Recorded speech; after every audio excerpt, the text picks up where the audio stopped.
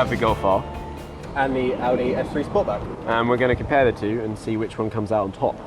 To do this, we're going to go through the interior, engine specifications, driving experience. We'll also have a look at the practicality and efficiency of both cars. We'll go through the aesthetic appeal of them, and we'll put an overall view of our cars at the end of this. Yeah, should be quite interesting.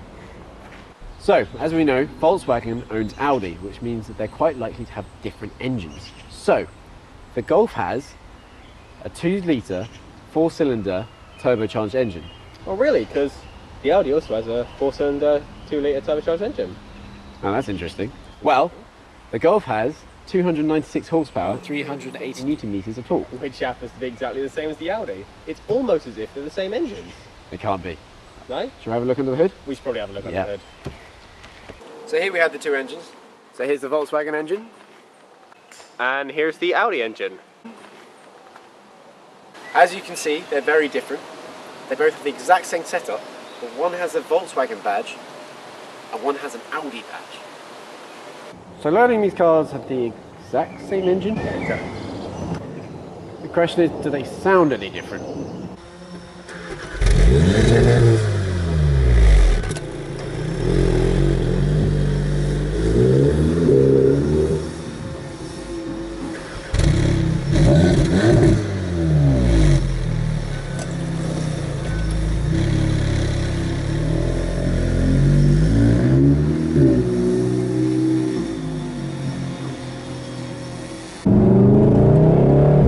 Oh, it sounds good. It sounds really good. That sounds really good. Oh.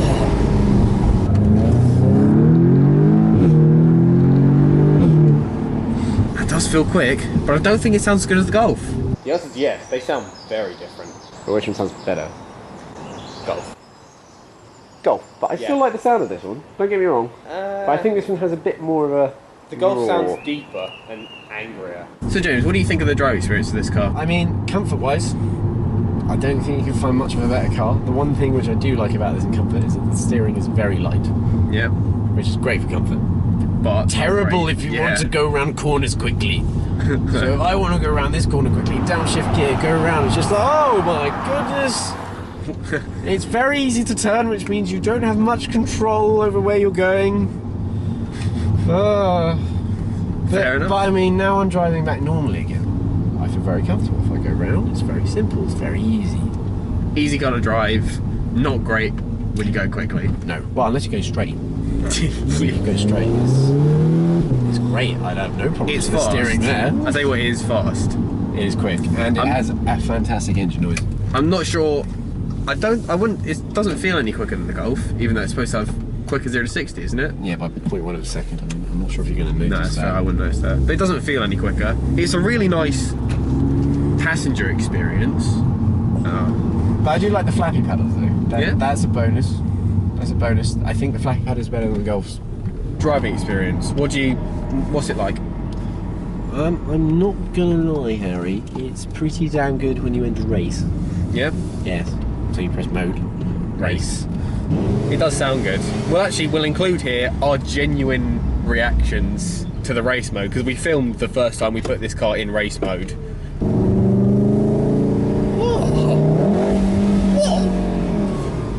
I pressed that accidentally, but bloody hell, that sounded amazing. Oh.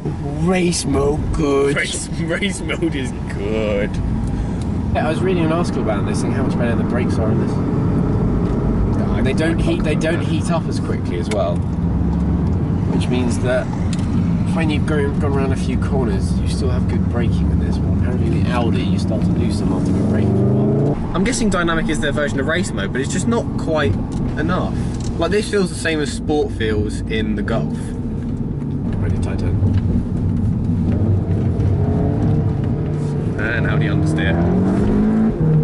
Oh, bloody hell, corrected that quickly though. Yeah. It understeered for 0.1 of a second. Both cars grip exceptionally well. They do. Like, stupidly well. Four-wheel drive. Yes, the four-wheel drive.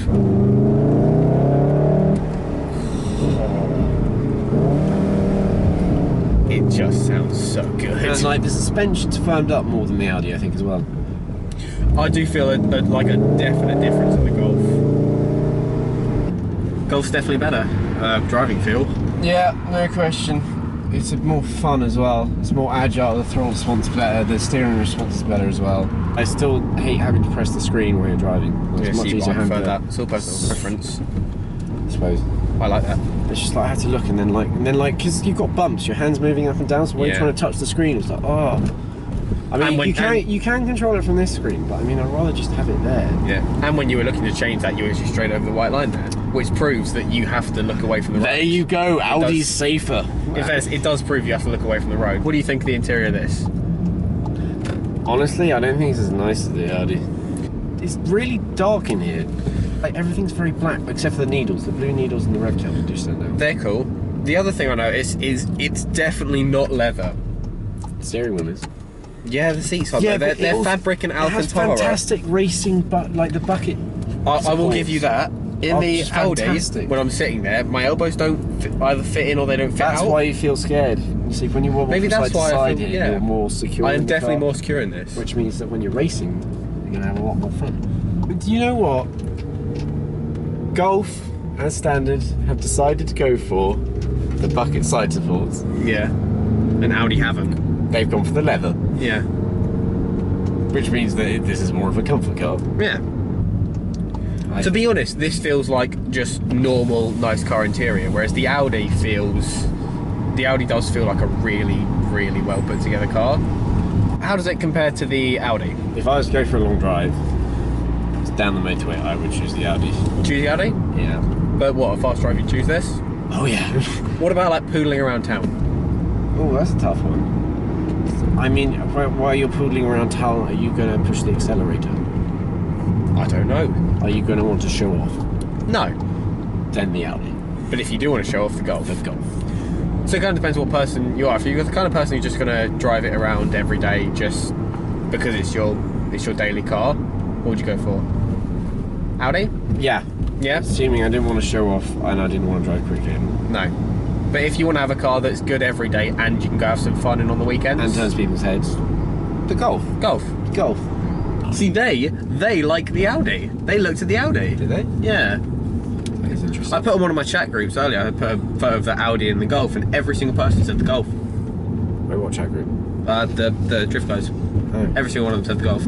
So Audi claimed this car can do 43.5 miles per gallon combined. What have you been getting, I don't know, while we've been driving this?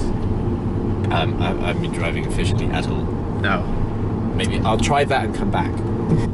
So now I've been driving this for a bit longer and not so quickly because I was enjoying myself. I think I was getting just over 30. I'd take 30.6. But we haven't taken this on the motorway yet, so that's pretty good. Yeah, it's not bad for just, you know. But it's nowhere near what Audi claimed. No. And of course, what manufacturer claimed the right amount.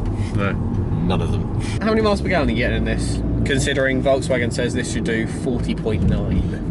40.9 is a little steep. Yeah, I can never imagine this. If you're really good and you never speed, which you're not going to, because this car encourages might get 34. Yeah. I get 32. Which is still slightly more than we've been getting in the Audi. Little bit. A little bit. Not much. I don't know why actually, because I think Audi's lighter than this. So overall, we can't really pick a winner because we think they're both meant for different types of people. Yeah. The Audi's more for someone who wants comfort, that wants to show off every now and then. But this, the Golf R, is meant more as a race car, I'd say. The Golf R is a properly quick, good sounding, really nice to drive car. Whereas the Audi, it's leather, it's comfortable, the steering's, I don't know, really vague. Yeah. If you had to pick one, which one would you pick? If I had to pick one, I'd pick the Golf. I'd pick the Golf. I'd pick the Golf, yeah. I think it looks a little bit better. Yeah. But if you are a family man, yeah, I would go for the Audi. Yeah, the Audi is the family man's car that could be fun on the weekends. Yeah, take the kids in, then show off every now and then. But it's not really meant for taking on track or racing around corners very quickly. Whereas the Golf is. Right, well I hope you enjoyed this review. Please like, comment and subscribe. Thanks. Thanks.